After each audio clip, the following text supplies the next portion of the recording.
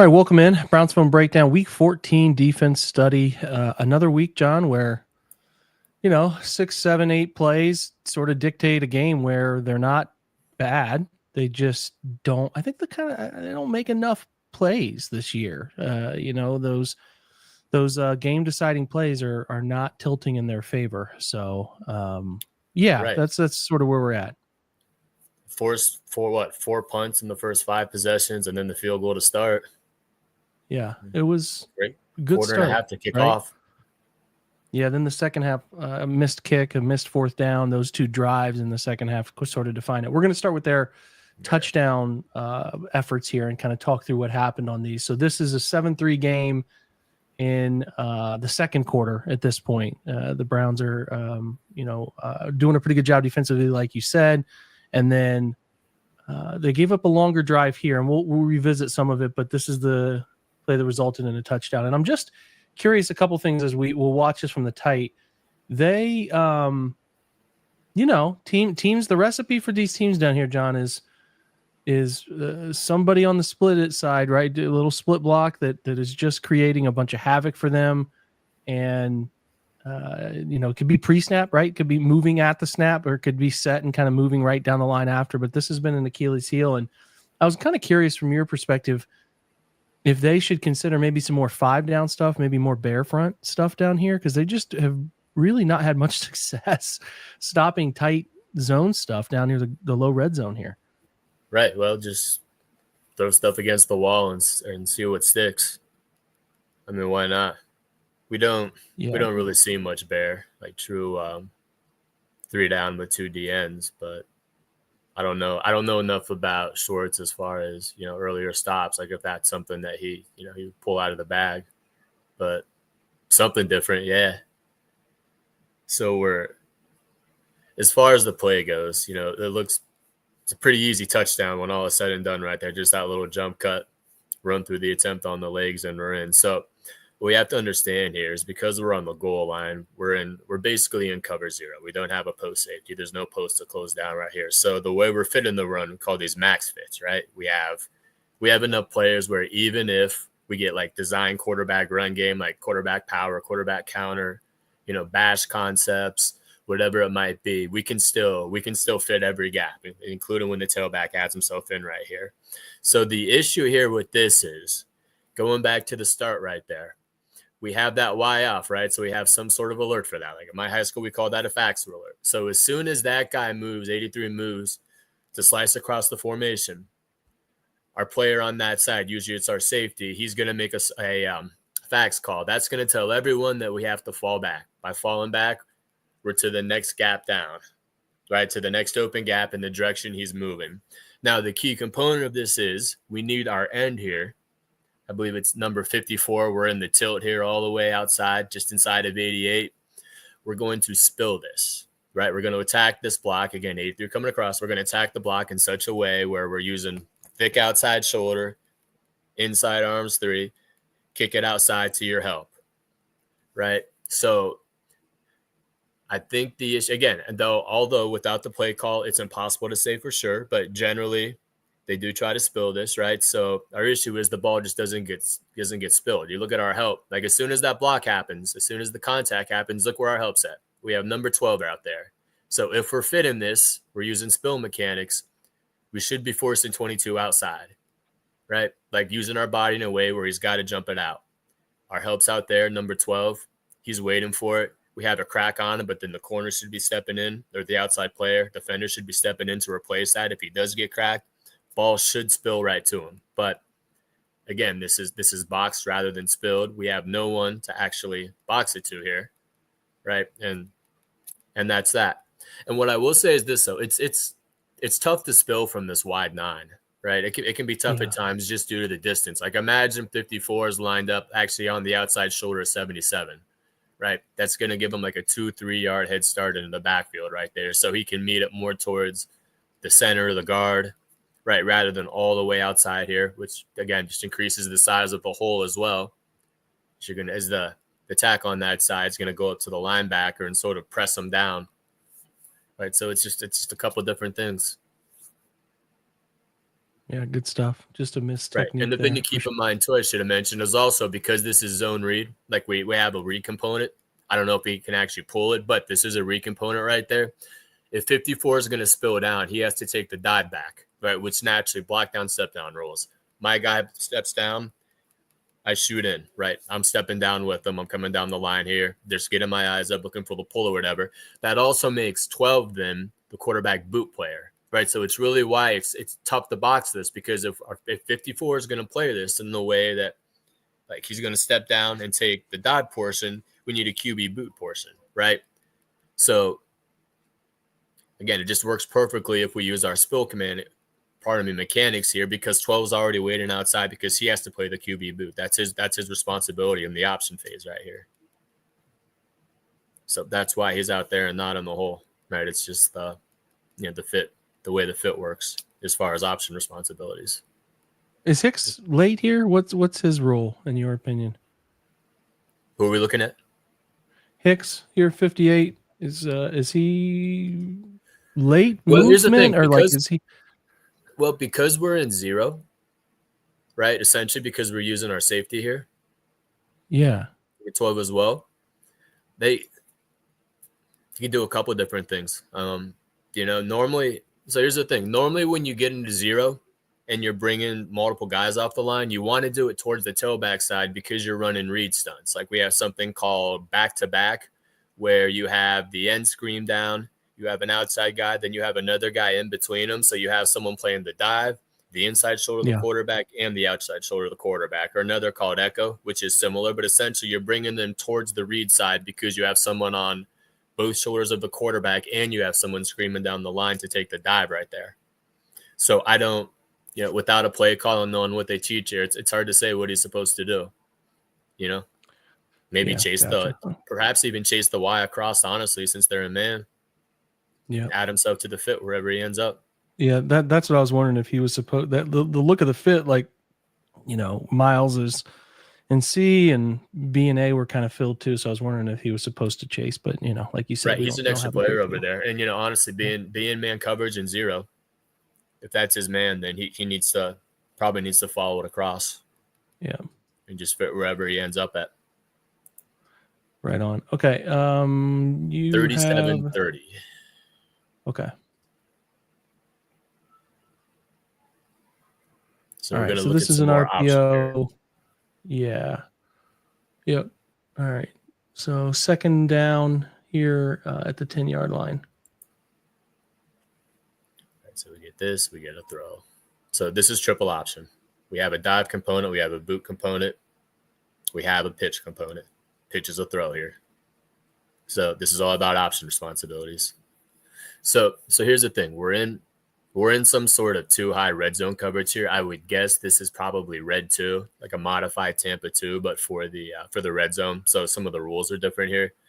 So we're not fitting this run necessarily like we're single high, we're gapped out. We have someone in every single gap. We're short a man in the fit, right? Because we have 2 safeties high. Normally, if we want to play gapped out, we bring down one of those 2 other guys, like the post player.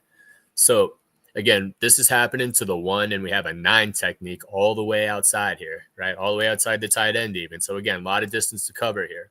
But we need someone to take the dive. We need someone to take the boot. We need someone to take, in this case, the route here. So we need to have 3 players. So the base way the Browns play this, right? We have a B-gap bubble, right? We have a C-gap bubble as well, but we'll ignore that. To the B-gap bubble side, to the 1 technique and the 5 or 9 technique. When we get that, we're going to scrape exchange it. At least from what I've seen, that's the base rule right there. What the scrape exchange means is the end is going to scream down the line, kind of like those block down, step down rules we just looked at, right? He's going to take the dive component. The linebacker to that side, he should be taking a quick rocker step in the direction the running back's moving to get that tackle to take like an inside track, and then he's just going to step right back outside and take the quarterback. And then generally the next outside guy is going to take then the pitch phase, your option here, right? So a couple of issues. First, our boot player doesn't realize that the quarterback has the ball, right? So he's already beat outside. Second, we get this switch release by the number 1 and the number 2 receiver. Like this would be an easier fit if we just had a single receiver outside, like just running a bubble or whatever it might be, because the cornerback can take him, because he's a flat corner right now. But when one moves inside two here, right, the corner can't move in with him because he has to stay outside. He has something coming to the flat right there. So I think it's on the safety here, right? I think the safety is the person that would have to take this route and come down. But again, we're in too high coverage.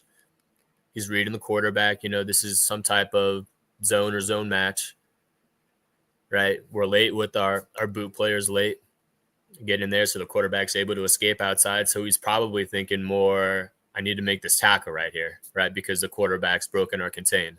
Yeah, you can see it over here, our linebacker. Like, he doesn't realize that the ball's been pulled. That lets him get outside. The safety tries to cover that up, and we have no one on the route. Yeah. I don't even think McLeod sees Jefferson at all there. Yeah, I don't think he does either. So again, it's triple option, new school triple option, and you have to be perfect in the various phases of that. Again, your dive, your boot, and then whatever you want to call your pitch. Oftentimes, it's a throw now. Like if you watch Ohio State, when you see those throws out to the flat after they run that's triple option, right? That's all. Yeah, all it is. Oregon scored on it in the second half in the Oregon-Ohio State game. Same thing.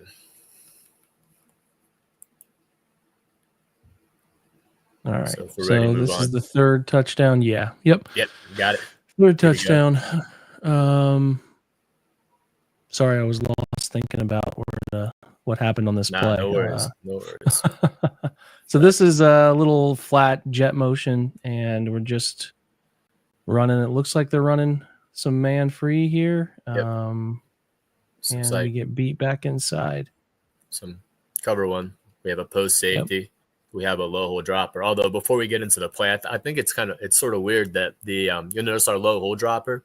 So we end up 4x1 here with the motion happening, and he cheats all the way over to the weak side. At the top of the screen right here. It's going to be the linebacker along the top here, right? So see how he hangs out over here instead of moving towards the four receivers. That's interesting. Yeah, that's and really I don't think the thought crossed my mind. Maybe he's they're playing with a spy here, being man coverage and a quarterback that can move, but he's all the way outside there. He's not sort of nose to nose and just sliding with the quarterback, whatever direction. Yeah, I think you're right. I think he definitely looks at Wilson's eyes, who look at him left here, and yeah, I'm with you. It's an interesting route to go. It definitely holds a I mean, to Russell's credit, he holds the safety and Diabate out of that play. Right. But so here's our issue here. Before we look at the issue, a couple basic concepts for single high coverages. So whether we're talking zone match or some type of man match, so Nick Saban, Rip Liz, that's 3 match, and then his 1 rat, which is man with a man match, single high man match. We have landmarks on the field, right? That tell us how the DBs are going to align onto the receivers. If you're inside leveraged, if you're outside leveraged. So again, these are like coaches have used this before, Nick Saban, but I think he and his coaching tree are the ones that really popularized this part of me and really brought it sort of to the forefront to something that people know now. So the idea is this: we're in single high coverage. We have help high and inside. And generally, unless we're pressuring here, we have help low and inside as well. One of our 2 linebackers is going to end up robbing the low hole right here. So our goal is we want to align to the routes in a way where we are away from our help. So if our help's in the middle of the field, we want to be outside, right? If the receiver's aligned in a way where we know our help's not going to be able to get here, again, our post safety, our low hole linebacker, we're going to align inside and use the sideline to help us, right? So again, these are going to be a little different for the NFL because the hashes are so much tighter in the NFL. But in college, again, Saban people, the Sabanites call it 5-1 bottom right there. So each of those numbers tells you where exactly that landmark is on the field based on far hash, middle hash, near hash. So if the ball's on the far hash, your landmark is 5 yards inside the numbers. If it's in the middle, it's 1 yard inside the number. If it's on the near hash closest to you, it's the bottom of the numbers. So with these landmarks, we then determine how we're going to line up on the receiver. So if the receiver is inside the landmark, right? So you're going to get help. You got a post safety. You've got a low hole player right there. You're going to align outside on him because, again, we want to surround him. We want to align to our help. right? If he is if he is outside the divider, we're going to line up inside him, because if he's outside the divider, free safety can't get there. It's too much distance, right? He's just not going to be able to make a play on that. So we have to use the sideline to squeeze it. So here's how it's relevant to this play. Can we go back to the wide view, please? Mm-hmm. So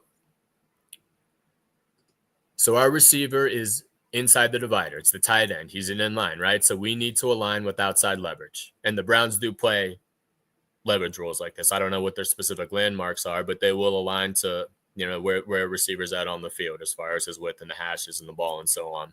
Right. So we have this other concept thing called positional maintenance. So what that means is if the receiver is inside the landmark as the route progresses, I want to stay on his outside hip and I want to stay low, because we have to think about where our help is. Our help is high and inside. It's smack dab in the middle of the field, 15, 20, however many yards off the line of scrimmage, right? So again, we align opposite our help. Our help's high and inside, so we're going to stay low and outside. Conversely, again, if we're outside the landmark and we're not getting help, we want to stay inside and we want to stay high, right? And we just want to pin the ball to the sideline, right? Squeeze that space. We'll look at some of that with Emerson in a moment.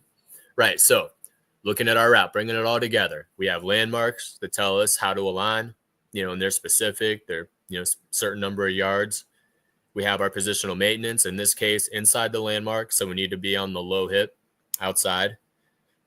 We lose our safety, right? That's the biggest issue right here. Like, I don't even really blame Delpit for this, because he gets widened by the route. It's a good route as far as you can see the stem there. They widened him out a little bit just to bring it back in. But again, he's playing outside with the expectation that he has high hole help.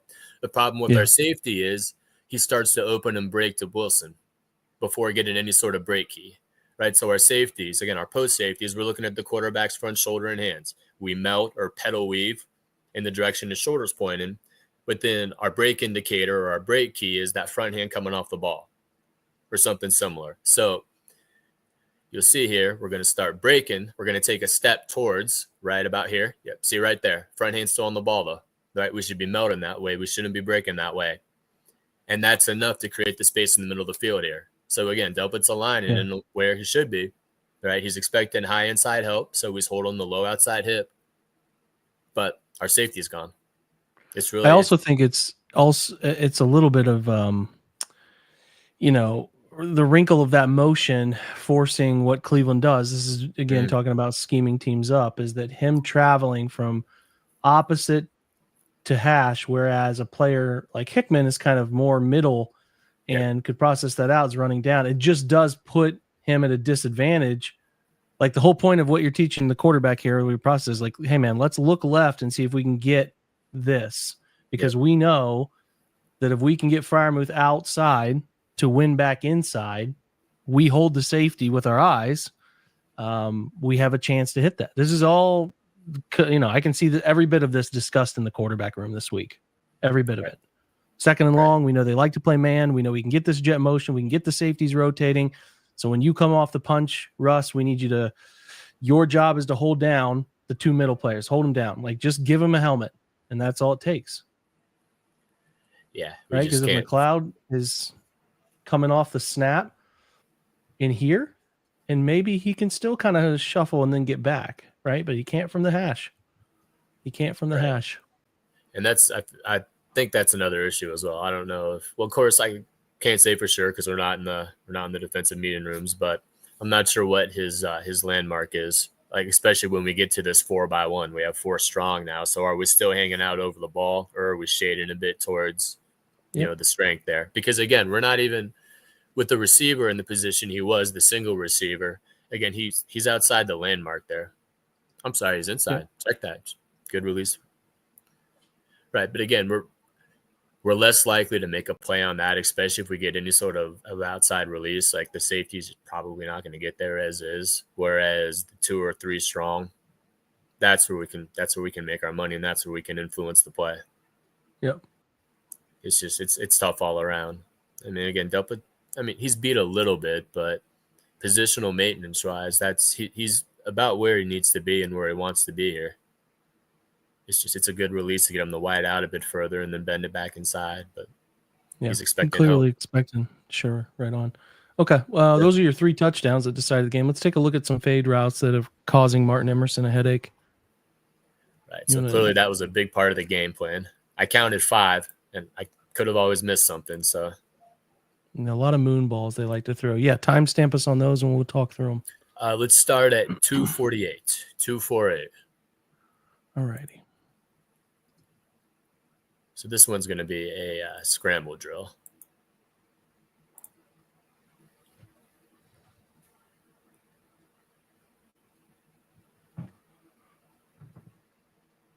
So not in, but we're beat. So here's my issue. Slight, I feel like right there. that little drop of the hips right there got him to stumble a little bit. Got beat a little bit there.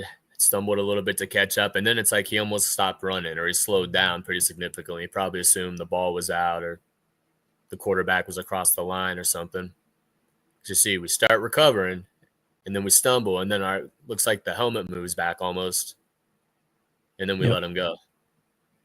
It's not too terrible just because he's so close to the side. The receiver is so close to the sideline, but definitely portended things to come. Yeah, you can see that's where we lose him. We stumble. We look back. We slow down a bit. Although in his defense, he might have seen that the receiver was right on that sideline and just no room to drop a ball in there. Okay, next one. Yeah, so let's go to 39-51.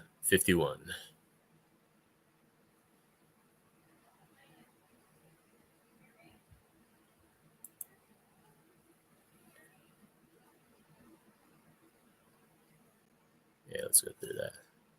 So that's a good throw. It's tough to fit. It's really tough to defend these fades in man coverage like this towards the sideline when you get a good throw, especially if it takes you back shoulder like this. Honestly, at points they're almost indefensible. There's really not much you can do with it now.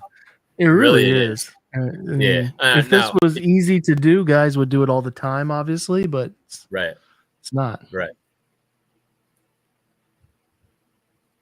After this, let's go back to the wide view. Yeah, you can see it's just almost one-handed. There you go. So you can see we're sort of nose to nose in the leverage here.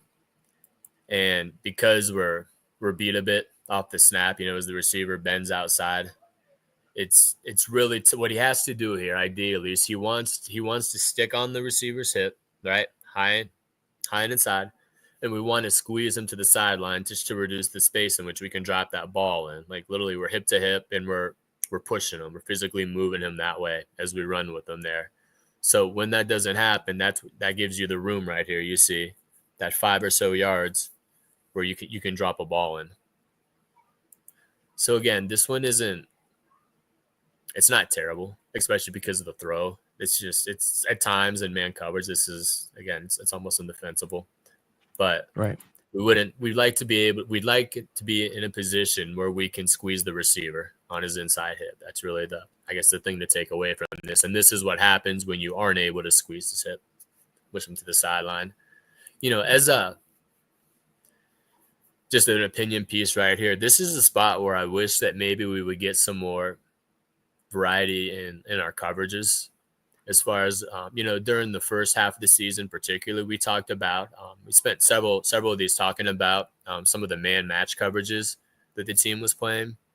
And when you have a guy like this, and clearly people the secret's out, we're going after Emerson here. This would be a nice time where we could play some cover 4 or quarter man match, 2 high safety, because it allows us to create these targeted double teams. It just gets in spots where we can provide help, while still playing man coverage and taking advantage of what the team does well and guys like, Denzel and so on. But, I think at times it'd be nice to be able to dust those off, especially like once we have a couple throws towards them. You can see that's clearly part of the game plan here. So once we get into those down and distances, let's give them help over top. Yeah, I agree. Especially, at least if you're going to do this, you could benefit from being a little more deceptive. I mean, there's nothing. I mean, I know this isn't easy and all of that, but like, when a quarterback doesn't ever have to think. Like, right. I can just tell. I can just get, every indicator tells me I got my decision made. I just would like them to make quarterbacks think more. Is my theory here. I agree. More disguise and like the op man and the cover 3. Like our depth from the receiver, make it look like both. Seattle Seahawk, Legion of Boom. Honestly, and I know you didn't watch it because of the invert, but the Steelers do it really well. I mean, like. Browns are trying to get a bunch of indicators. They're going to put it back outside, and Steelers will run, a corner, have a corner out there on them, which, okay, they're going to zone it. No, they're playing 2-man. They just know what you're doing. They know what you're trying to unfold. And that stuff messes with people. And it doesn't seem at the NFL level that should be something super hard to put in, but whatever. Here we are. Yeah. Here we are. I've always thought the Steelers defense did a good job of disguising coverages. Oh, it's one of the best. Both their defense and the Ravens over the years. They don't give anything away. They really don't. They really don't. All right, what's the next one? Let's go to find it here. 43-47. Good, 43-47. So this isn't going to be a completion. We're at the bottom of the screen right here. But notice with this one, we get our hands on the receiver, we're on his hip, and we pin him in right there. There's nowhere to drop that ball in. This illustrates what we were talking about in the first fade we looked at, where you want to be on his hip, you want to make contact if you can, and you want to squeeze him all the way to the sideline so you don't have that 4 or 5 yard area where the quarterback can drop the ball in. But again, this is much better. Yep. Yeah, good example. I like it. Yeah. So they aren't all bad. These fade balls. There's some good stuff in them. Let's go 46-09. Right,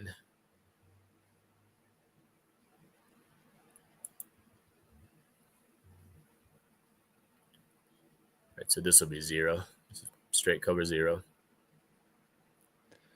It sure is. It's an interesting one for Emerson to I don't know what makes him peek the inside shoulder. If he's thinking it's a hard throw back shoulder there and he wants to get his head around and maybe pick it off. I don't know what he's doing there. That's interesting. Right. You coach DBs, so you can tell me. I think he's worried about getting beat, honestly. I think he's worried about getting beat deep. He knows he has no help. He knows they've been coming at him. He's probably expecting more of the same. Again, he's kind of done the second he tries to turn his head inside. Right. It's exactly that. He turned his head away. That definitely slowed him down. And that's a good point. You want to turn your head in the direction your shoulders are pointing. Otherwise, your alignment's out of whack and you're out of a power position. Right. And again, we're not getting a great squeeze to the sideline here again. It'd be nice instead of running straight downfield as he is. It'd be nice if he could just angle that just a tad bit outside to make up some of the space right there. Although he might have. I know Emerson kind of comes down late, but you can just see how much more in control Denzel is at the top of the screen in just terms of like hand and like where he's kind of forcing him, and he's in control of that route. Right. Whereas Martin is just kind of like in panic mode at the moment of acceleration from some of this is definitely confidence. Yeah, I agree. He's got the yips.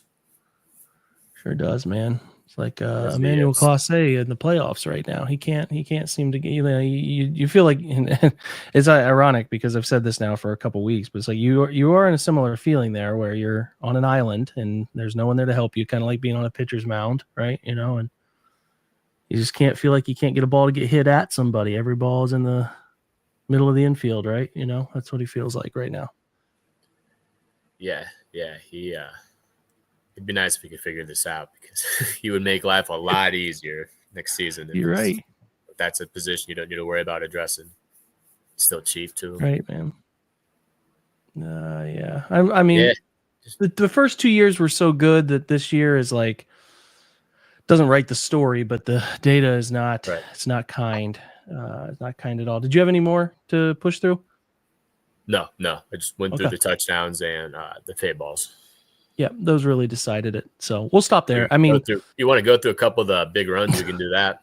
That's okay. That's okay. Okay. I mean, I think that's plenty, because those are those are the plays that decided the game, and I certainly wanted to make sure we covered those ones that decided the game in the biggest moments there. So yeah, that's good. We had some people come through. We appreciate you guys hanging out with us. We will keep doing these the rest of the year. It gets a little trickier because we're going to be losing some starters that are normally playing. Newsom's out now, and we'll see how much longer Denzel plays for the rest of the year. Some of these will get even tougher, in the last 2-3 weeks of the season. So we'll continue to probably condense these down and look at the game-changing plays instead of picking apart every single moment here. But we'll keep doing it through the end of the year as we do. We're not quitting on it. So we will be here. Appreciate you guys stopping by, and thanks to Jon for his time and study on this stuff. And like I said, check back with us on Tuesday night next week. We'll have some more for you. Until then, go Browns, guys. Go Browns.